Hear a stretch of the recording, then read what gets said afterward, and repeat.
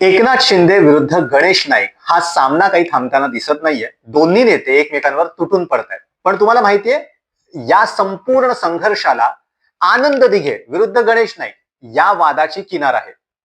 Story interesting आहे. थोडं तुम्हाला फ्लॅशबॅक मध्ये घेऊन जातो. व्हिडिओ शेवटपर्यंत बघा.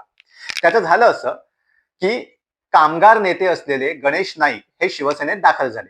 त्यावेळेला आनंद दिघे हे ठाणे जिल्हा प्रमुख होते शिवसेनेचे. तर गणेश नाईक जेव्हा शिवसेनेत दाखल झालेले होते, त्याच्यानंतर युती सरकारमध्ये गणेश नाईक हे 1995 ला पर्यावरण मंत्री होते आणि त्याच वेळेला ठाणे जिल्ह्याचे पालकमंत्री पण होते. गणेश नाईक पालकमंत्री, आनंद दिघे ठाणे जिल्ह्याचे शिवसेना जिल्हा प्रमुख.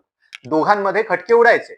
अर्थात नंतर गणेश नाईकांनी शिवसेना सोडली आणि ते शरद पवारांच्या राष्ट्रवादी काँग्रेसमध्ये दाखल झाले.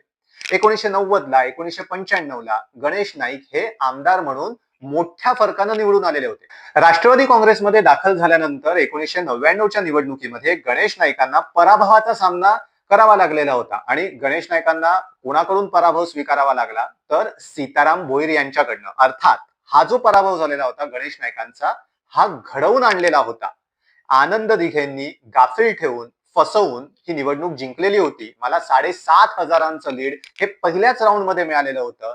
तरी देखील मी हरलो असं शल्य गणेश नाईक आजही बोलून दाखवतात. त्यांनी यासंबंधी आनंद दिघेंवर अत्यंत बोचऱ्या शब्दात, अत्यंत कडक शब्दात टीका देखील केलेली आहे.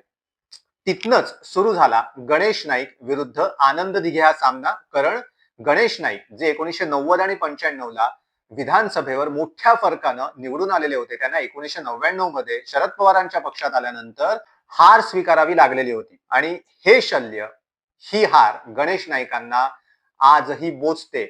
अर्थात शिंदे विरुद्ध गणेश नाईक यांच्या संपूर्ण वादाला शिवसेना किंबहुना आनंद दिघे विरुद्ध गणेश नाईक अशा या संपूर्ण वादाची किनार आहे.